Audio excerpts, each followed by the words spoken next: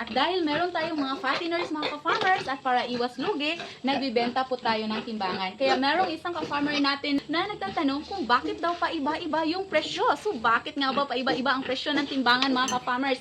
Dahil po, paiba-iba din ang capacity nito. Ibig sabihin, iba't iba po yung timbang niya. Merong 100 kilos, merong 150 kilos, at ito po ay 200 kilos. Ito po yung pinakamataas na capacity niya, mga ka-farmers. Kaya wag po kayong mabigla kung bakit paiba-iba yung presyo niyan, mga ka-farmers. At minsan din po, merong discount. Ayan po. Tulad nito, mga ka-farmers, na-avail ko po ito ng my discount. So, ganyan po kaganda kung mag-check out po kayo sa ating Yellow Basket, mga ka-farmers. So, para sa ating mga ka-farmers dyan na merong mga fatteners, tulad niyan, mga ka-farmers, habang malayo pa po ninyong ma-dispose yan, maghanda na po kayo ng sariling timbangan para hindi po kayo malugi, mga ka-farmers, kung may buyer na dumating sa inyong babuyan. So, para sa gusto mag-avail nito, mga ka-farmers, maglalagay lang po ako ng link sa ibaba or sa Yellow Basket.